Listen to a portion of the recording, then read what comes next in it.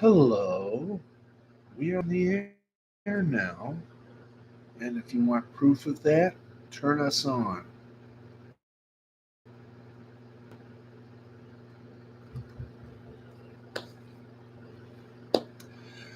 In thus 11 years,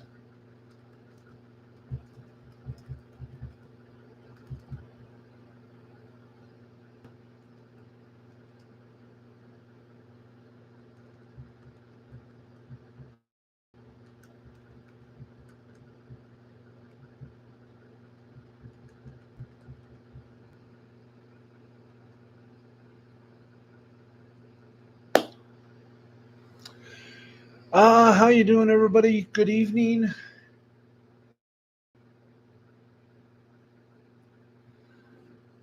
We're happy. Unfortunately, I don't think Canada is happy yet again. Guys, what do you think? Well, Steve, I got to tell you, we're on late, but it was well worth it. Congratulations to the Panthers of Florida.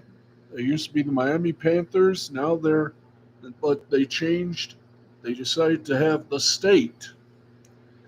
So, Florida, congratulations. From Tampa Bay to Miami, Fort Lauderdale, you are Stanley Cup champions. And Harry, please do the honors. With pleasure, Steve.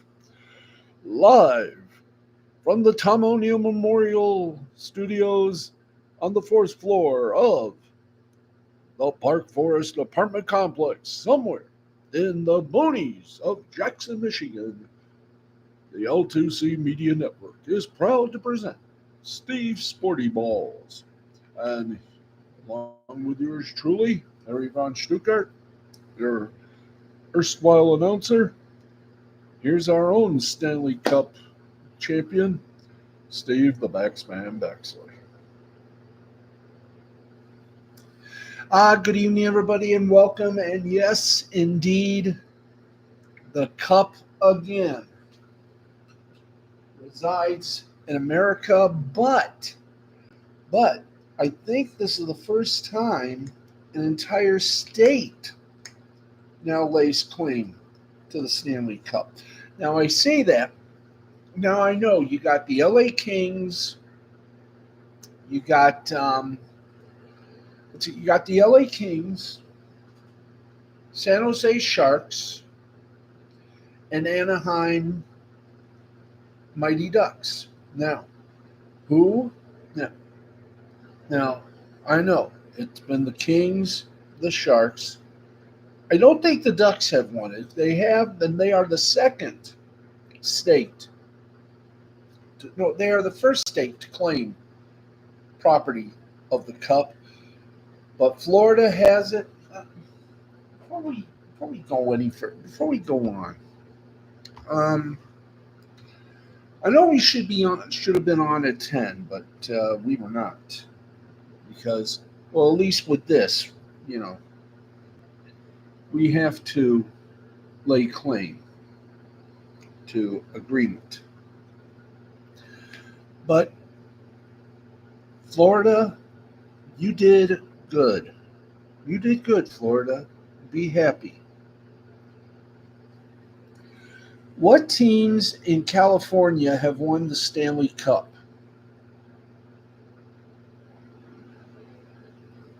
Let's try that again.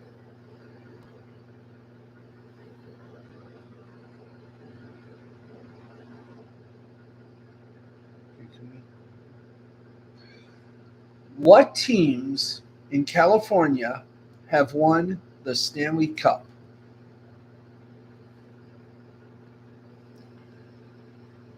According to Wikipedia, the Ducks became the first California team and the fourth West Coast team since the 1915. Let's see the list here. This has every one of them. Okay. I just want to make sure here, guys and dolls. I want to make certain. Okay. Let's see. New York Rangers, 1. But yeah, New York Rangers have the Islanders won. Let's see. You had New York. Yes, they did. Islanders.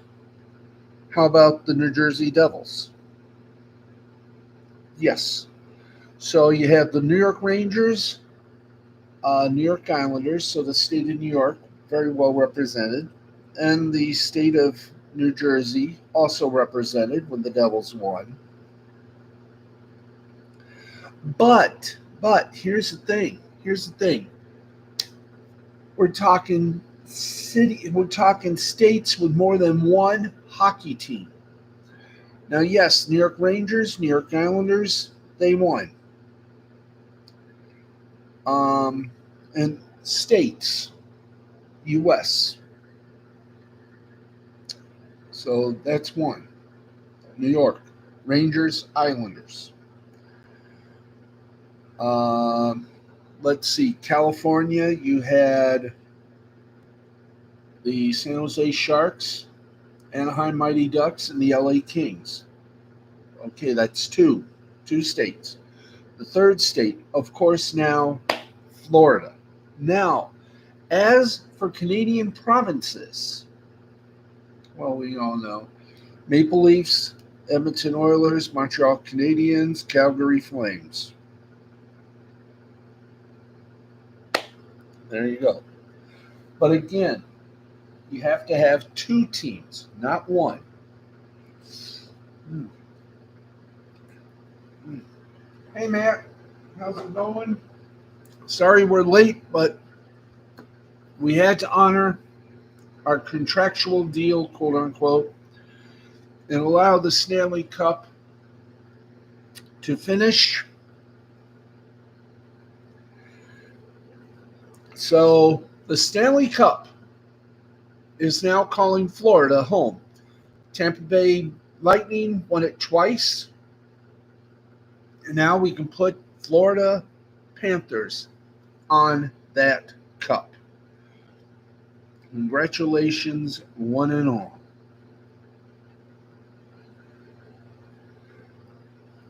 Bravis, one and all. Bravis.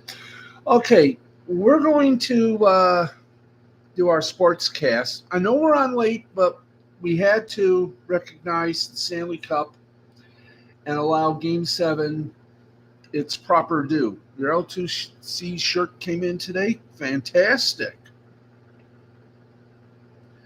So we done did. And now the celebration has begun. And commiserations to the Edmonton Oilers, yet another Canadian team that went to the Game 7 and just couldn't finish the job. And I tell you this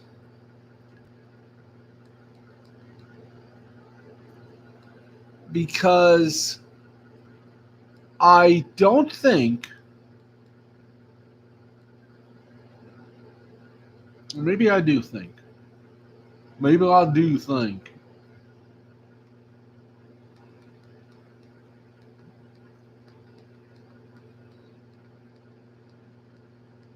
but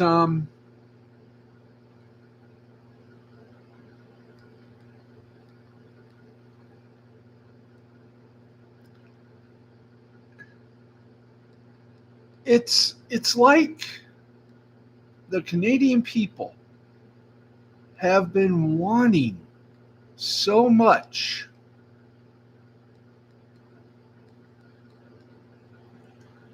to have a Stanley Cup champion.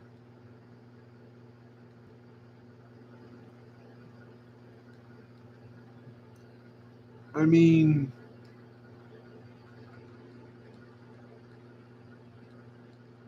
it is incredible to believe.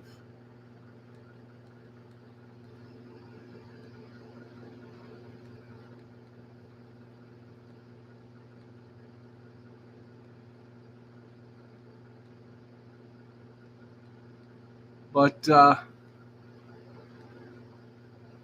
say it well, Another team from the U.S. has taught the Canadians how to play hockey.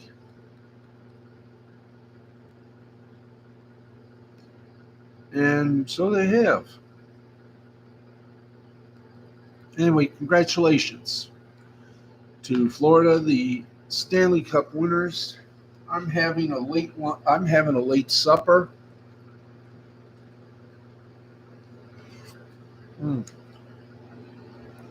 It was a good game. And to all involved,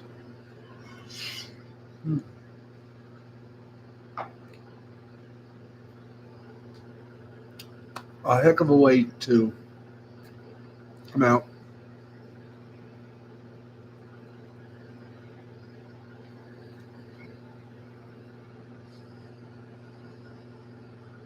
As winners. Give me a moment here. How to scan for local TV stations on a Roku TV set.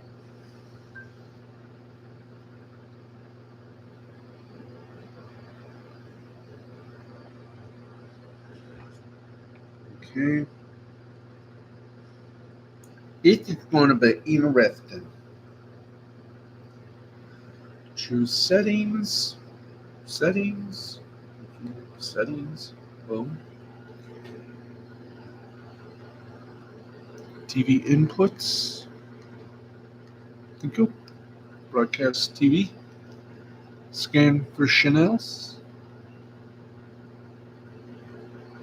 Boom.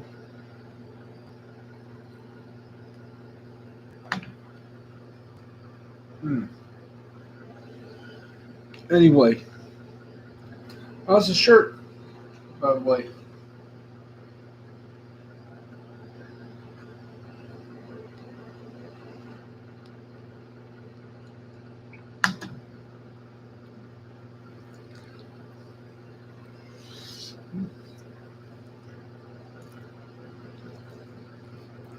I made a version of Hamburger Helper. I think I made it a bit too thick.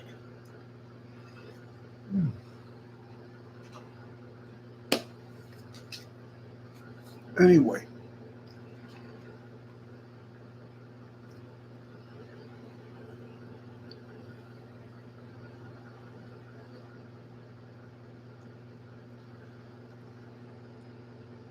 So Tampa Bay and now Miami.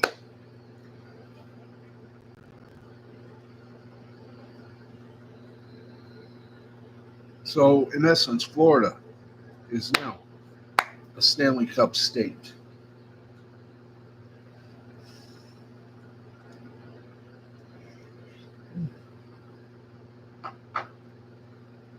I'm going to let that cool down.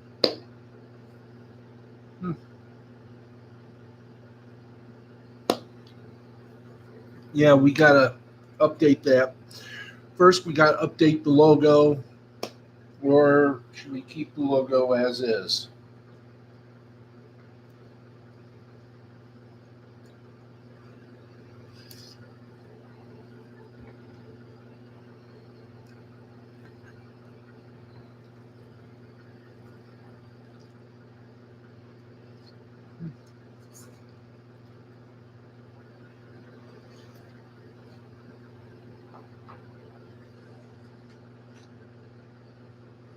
Yeah, do we need to update the logo?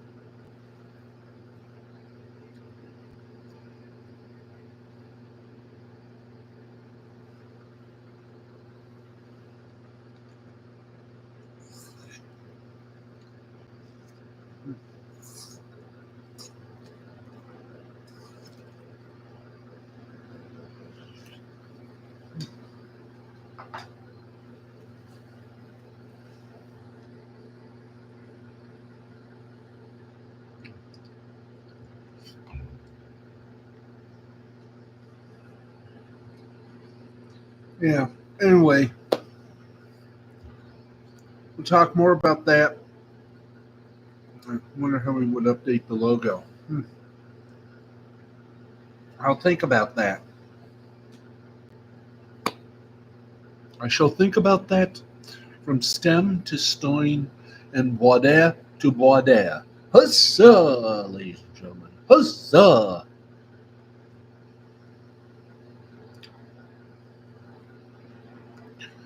Okay, let me do a little checky now.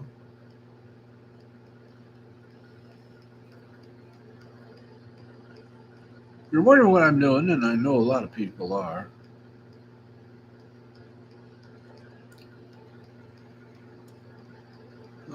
Wow. There we are.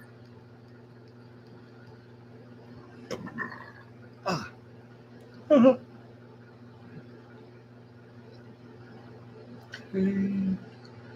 Let's go over here. Do do do do do do do do do do do do do do do do do. As you'll notice, I know how to.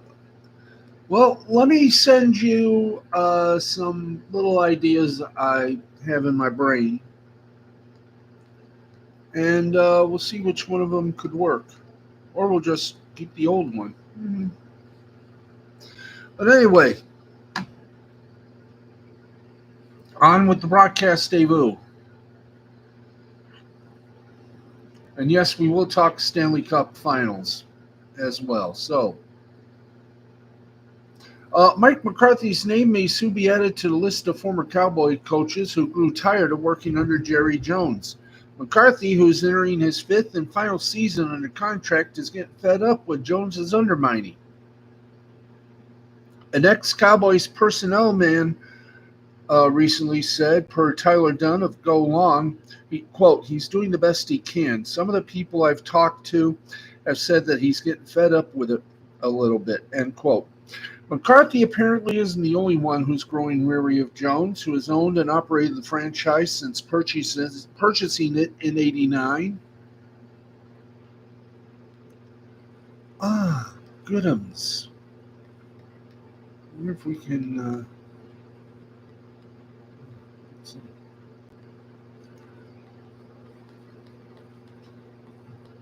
good, and we stopped. Hey. Yes, we stopped for a little bit of fun. Yes, no, maybe, perhaps.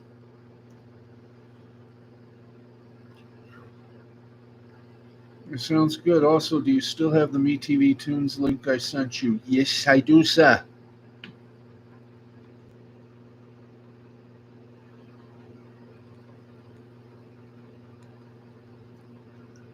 Well, she knows. Do do do do do do.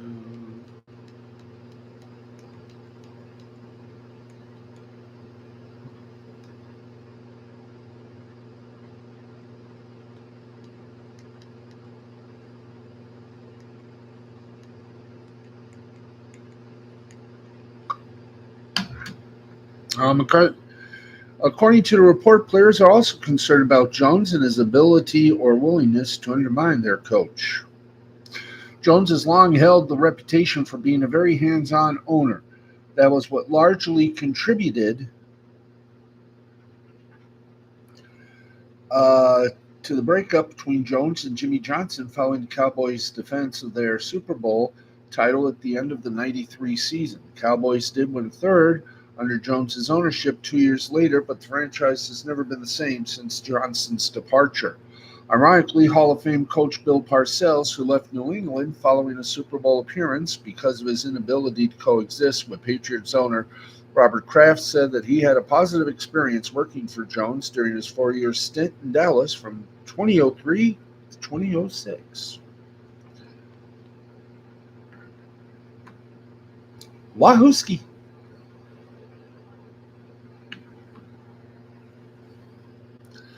So, wow. Dissension in the land of the cowboy. Speaking of which, well, this had to happen. New York Mets closer Edwin Diaz was ejected for sticky stuff prior to pitching the bottom of the ninth against the Chicago Cubs on Sunday night at Wrigley Field. Diaz's ejection for the use of a banned grip-enhancing substance carries with it an automatic 10-game suspension pending any appeal. Major League Baseball announced Monday Diaz has indeed been suspended for 10 games. If he does not appeal, he will be eligible to return July 6 versus the Pirates. As Diaz took to the field to warm up before facing the Cubs in the bottom of the ninth, second base umpire Brian Walsh performed a routine inspection of the pitcher's hand and glove. Apparently concerned with what he found, Walsh summoned the remaining members of the umpiring crew to perform their own inspections and discuss. After that broader inspection and hearing from Diaz, third base umpire and crew chief Vic Carapazza signaled that he was ejected from the game. Oh, dear, Wizzicos.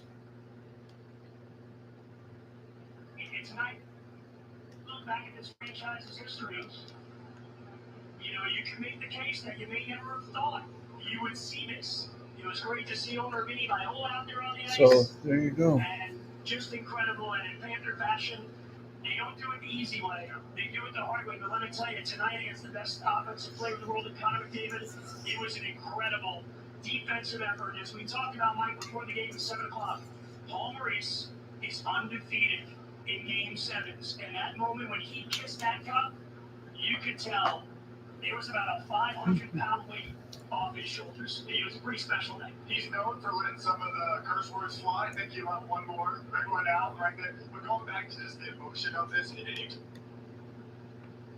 Anyway, let's keep going. Tonight, the Philadelphia Phillies, they did something very rare. The Phillies had a 4-0 lead in the third inning Monday though the Tigers were threatening. They had runners at the corners with nobody out, which is the makings of a great rally. Unfortunately for the Tigers, Matt Vierling's broken bat soft liner ended up in the glove of pitcher Aaron Nola, and the two base runners had strayed enough off the bases for it to become a triple play. Yes. Zach McKinstry on third base got fooled and somehow thought the ball hit the ground because he took off for home with a purpose. Generally speaking, you needed something to happen to experience a triple play, and that one did it. Score that one 1-3-5, and you think that hardly ever happens, you're right.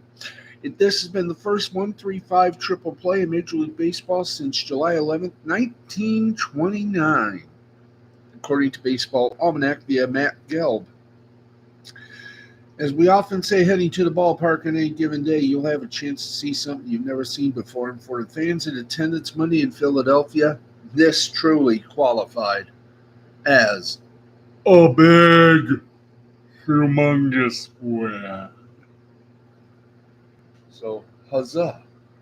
Huzzah with a huzzing to boot.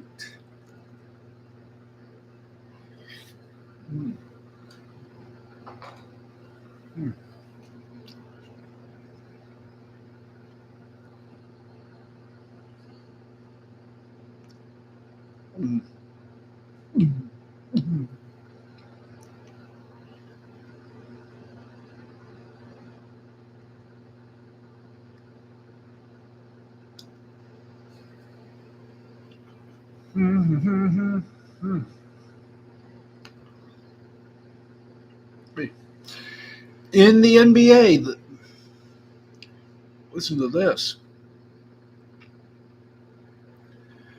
Toronto Raptors all-star forward Scotty Barnes intends to sign a rookie max extension worth up to $270 million over 5 years.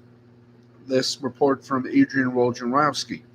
Barnes was eligible for rookie max after completing his third year in the NBA, where he became a first-time all-star after averaging career highs of 19.9 points, 8.2 rebounds, and 6.1 assists. The deal makes Barnes the highest-paid player in Raptors franchise history after entering the league in 2021. Barnes made an immediate impact on the Raptors, earning Rookie of the Year and first-team All-Rookie honors with averages of 15.3 points, 7.5 rebounds, and 3.5 assists. He's asserted himself as a versatile two-way player who can guard multiple positions on defense while developing as a playmaker and scorer on offense. Good for him. Yes.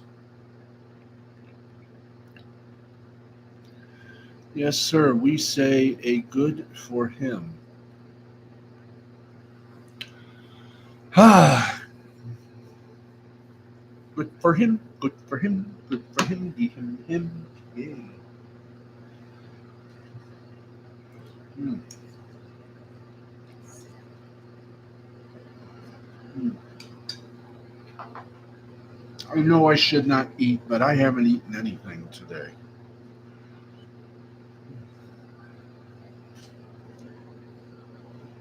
Barnes' three-point shooting took a major leap in the third year. He shot 34.1% from deep on nearly 5 attempts per game. That is not easy. Now, while Barnes can't officially sign a contract until July 6th, which is when deals can become official in the NBA, agreeing to an extension ensures the Raptors can focus on other things this offseason as they try to take steps to rebuild into a contender. And we wish them well.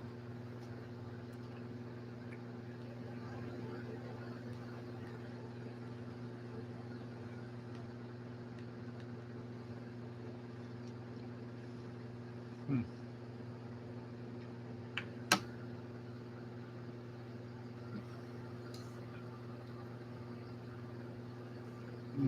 Hmm. Tasty. Yes, I am a good cook. Ladies,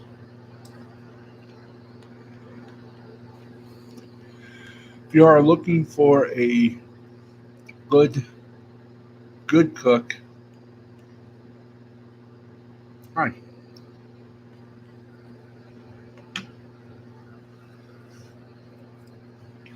Hi, hello, and how are you?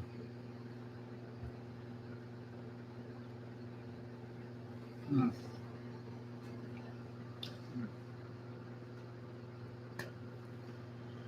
Whew.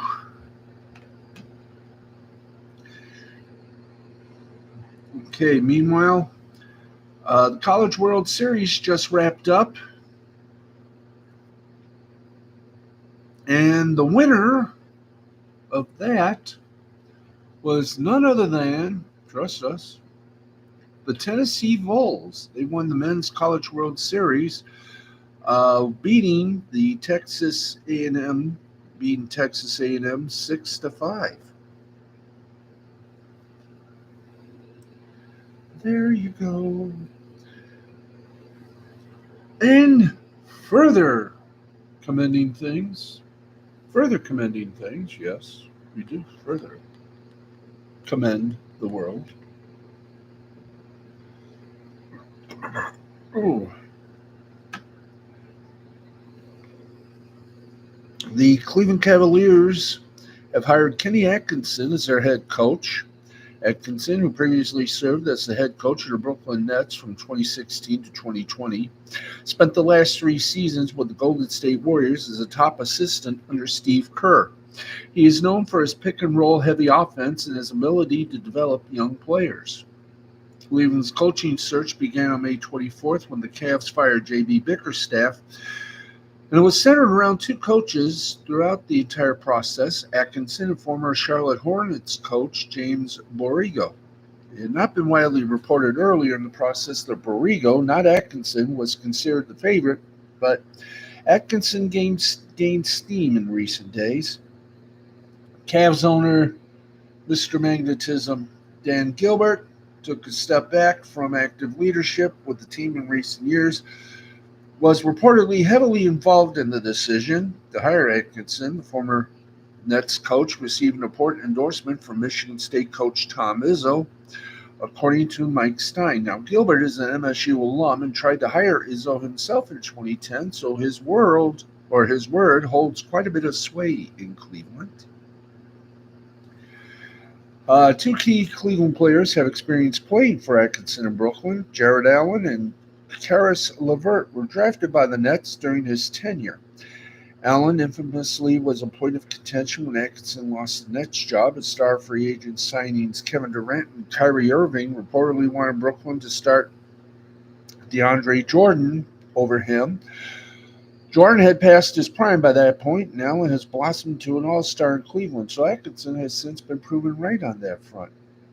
Right now, Cleveland's roster is in a state of flux.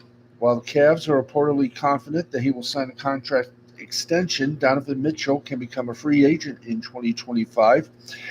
And if he does not agree to extend, he's expected to be traded. If he does extend, point guard Darius Garland will explore trade possibilities with his agent, Rich Paul of Clutch Sports. Meanwhile, the fit between Allen and Evan Mobley continues to cause problems on offense, and Mobley's strong performance at center in the playoffs may make Allen expendable as the team looks for an impact wing. We shall see. Yes, we shall. It's around 11:40 on the East Coast. And I'm enjoying a little late supper.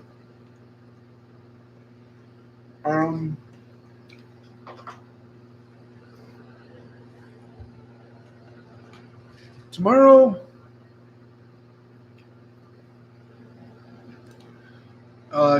I do not know if there's going to be a show tonight.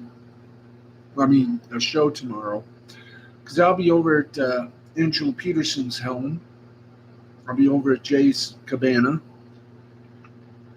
to celebrate his mom's 50th birthday. And all of us here at the L2C Media Network want to wish Angela Peterson a very happy 50th birthday. So, you got the wheelie gig.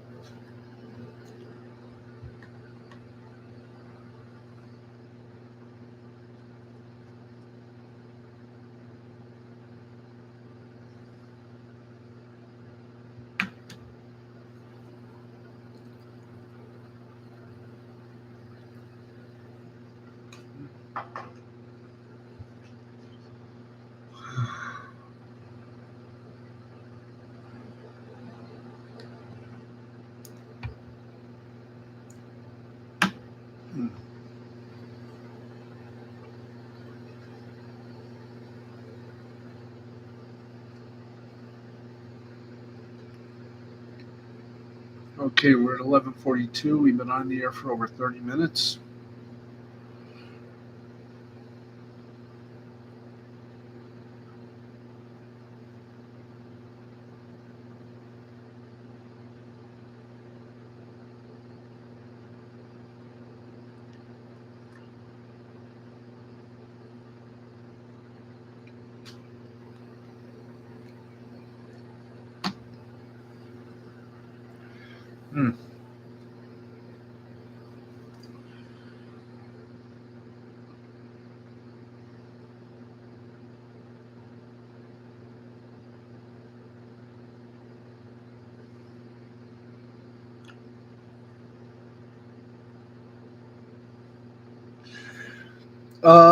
WrestleMania, SummerSlam, and Royal Rumble are headed to Indianapolis in a major deal. The WWE and Indiana Sports Corporation today announced the first of its kind partnership that will bring the WWE's three largest stadium events, WrestleMania, SummerSlam, and Royal Rumble, to Indianapolis. Kicking off with the Royal Rumble February 1st of 25, Lucas Oil Stadium will host all three pay-per-view/premium live events, including a two-night SummerSlam and two-night WrestleMania in future years. Additionally, Raw, SmackDown, NXT, and WWE live events will emanate from arenas across Indiana, including Indianapolis, Fort Wayne, and Evansville, throughout the partnership. So congratulations. Of course, if you want to see them in Lansing, no, Lansing's not a wrestling city.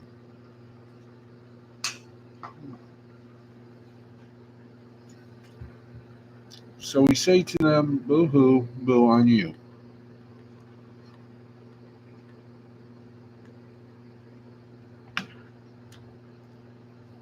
Hmm.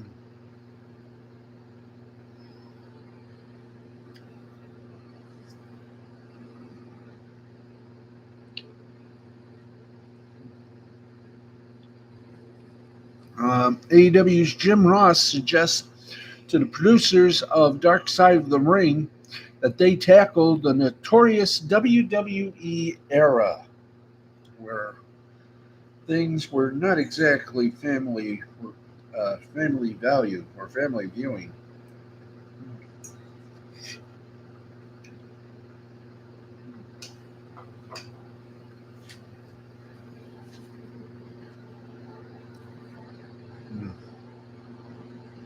And personally, I hope they do.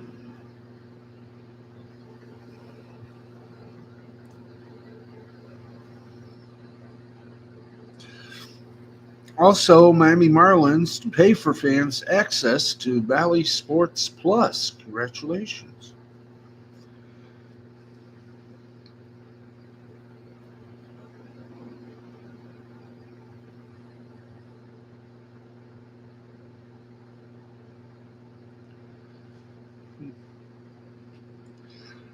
Pirates become the latest city to alter their City Connect uniforms. Gee whiz, wonder why.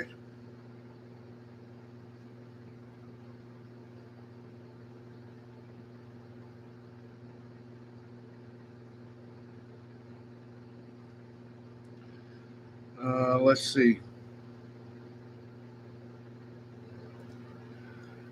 What else is there? Sonic is launching 6 new menu items that are perfect for summer. Of course, you have to go to Wyandotte to hit Sonic. And could this be the end of the Hooters girls? Apparently, Hooters is shutting down dozens of underperforming restaurants. They're optimistic for the future, says reports.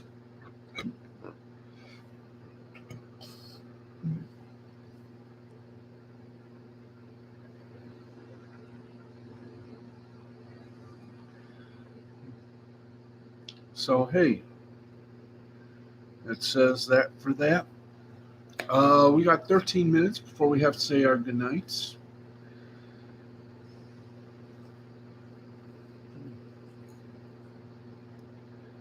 So, let's get you some big time scores, shall we?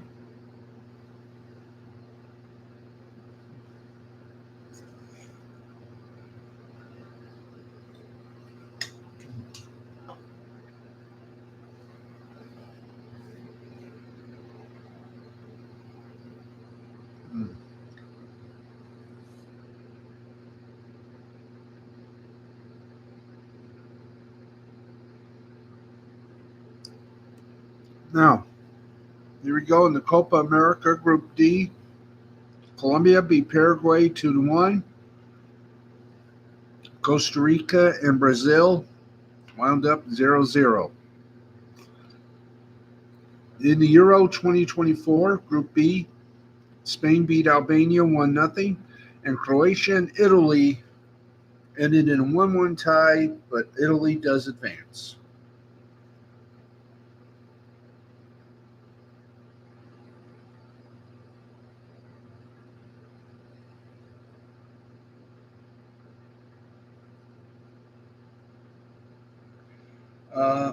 In USL League Two action, one final just in. The AHFC Royals beat the Twin City Toucans. Actually, they ended up in a 2-2 tie. Utah and Albion. It's Albion, Colorado. They have not started. Neither has the Colorado Storm or Colorado International Soccer Academy started their games.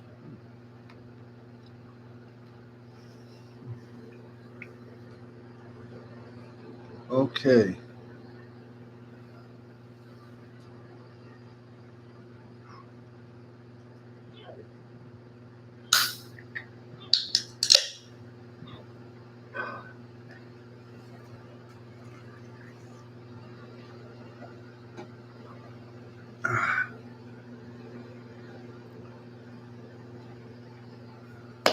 Okay, let's get you to some pro baseball scores for tonight while we have you here. Bottom of the eighth, Angels lead the Athletics 5-1. Bottom of the ninth, Padres and Nationals are tied at 3. End of sixth, Cubs over the Giants 4-2. Final scores: Guardians over Orioles 3-2. Phillies over the Tigers 8-1. Rays over the Mariners 4-3. Red Sox over the Blue Jays 7-6. Reds over the Pirates 11-5. Cardinals over the Braves 4-3. Dodgers over the White Sox 3-0. Royals over the Marlins 4-1. And the Brew Crew beat the Rangers 6-3.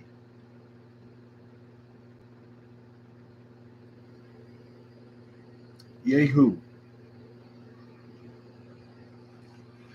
And in the other NBA news tonight, the Minnesota Timberwolves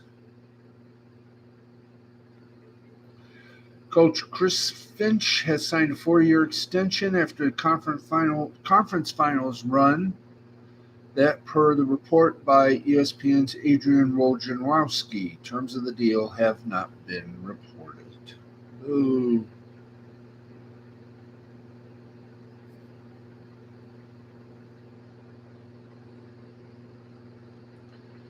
Okay.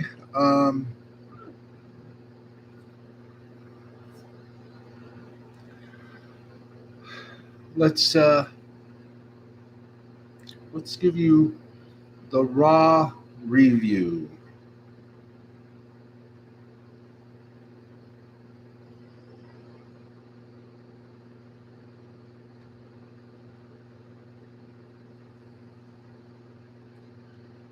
Okay. No, we don't need that. Let's kibble that out, please. We will take our ball and go to Wrestling Inc. for the Raw review. And here we go. The results of the Raw. And remember, we kill the bullshit and we just stick to who won. Of course, we started by hearing from Drew McIntyre.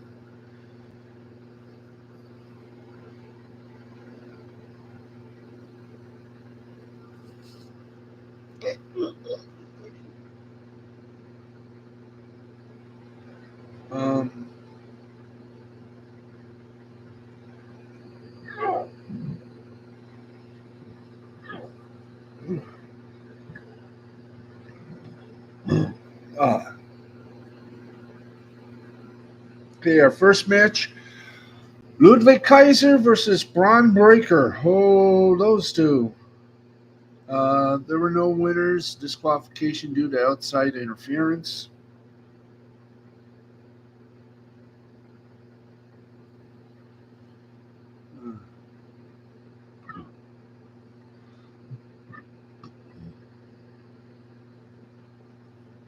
Shayna Baszler versus Lyra Valkyria versus Kairi Sane in a triple threat women's Money in the Bank ladder match qualifier. And the winner of that was Lyra Valkyria. How much you want to bet? You want to bet that they're going to be pumping her to be the new women's champion. Hey, Matt G, how you doing?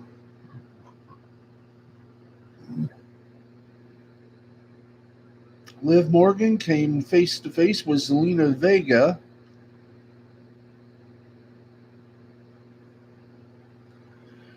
Uh,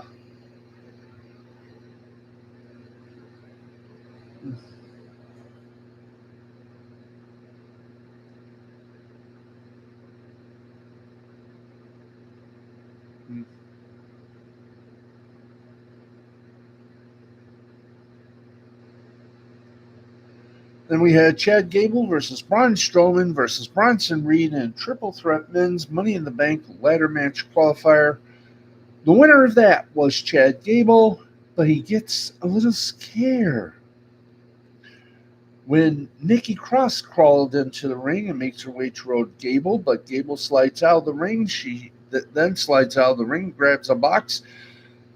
She places it on the announce desk and walks off through the crowd. Back from the break, Michael Cole reveals the box Cross gave him was addressed to Pat McAfee. He opens it to reveal a VHS tape with "Play Me" written on it. He gives it to someone to take to the production truck to play.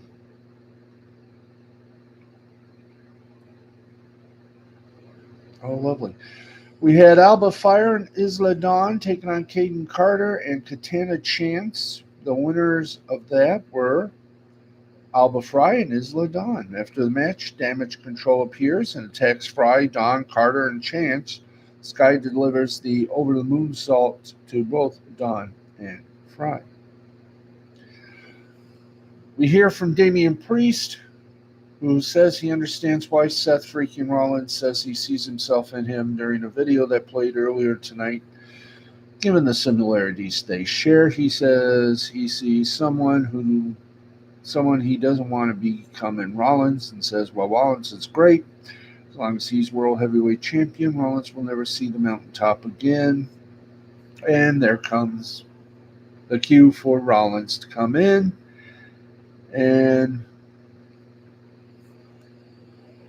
Rollins said, per a gentleman's agreement, he will never challenge for the World Heavyweight Championship as long as Priest holds the title. But if Priest loses, he must leave Judgment Day. Priest says he likes the proposal and says Judgment Day needs him more than he needs Judgment Day. He accepts Rollins' proposal and the two shake hands. Gunther! His music hits and he makes his way down to the ring. He says he fully understands there's a lot on the line, and, well, there you go. Now, what was on the VHS tape from the Wyatt 6?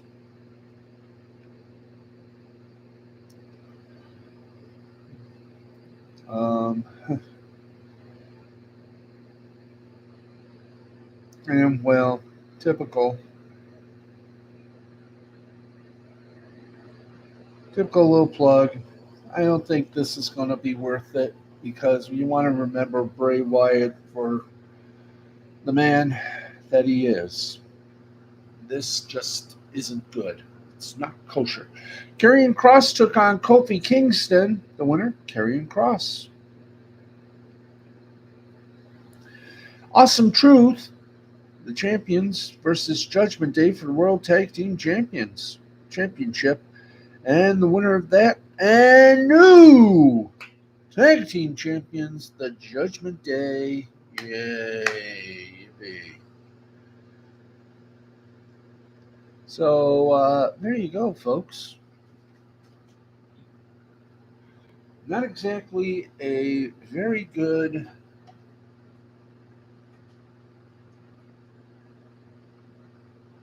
I'll have to give Raw about a C+.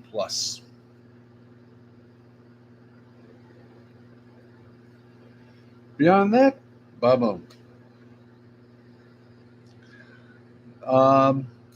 Did we do the scores? We did the scores. Okay. We did the entertainment news. Yes, we did that as well. So guess what? We may not have done a full hour, but we've done enough. So thank you, folks, for dropping by. We will see you tomorrow night. Well, actually, no, we won't be seeing you tomorrow night. We will be seeing you on Thursday night. Unless I can get out early. I'm going to Angie's 50th birthday celebration. I've been invited, and I shall do that. So hopefully it won't be too late, but if it is, we won't have a show on Wednesday, but we will have one on Thursday. And hopefully we'll have a whole lot of updates for you. But until then, for the best producer in gamer, reporter, correspondent, we have in our staff one Matthew, the Wizard Nichols. For our director and erstwhile man above town, Jay, the brain with two ends to avoid legal man, and to all of the crew, including our own hardcore Harry von Stuttgart, I'm Steve the Baxman Baxley. We'll see you on Thursday, everybody. Have a great Wednesday night. Happy birthday, Angela Peterson. This has been a presentation of Mystifying Creativity Productions in association with the L2C Media Network. I will not forget to tweet the We Need theme songs for a show. I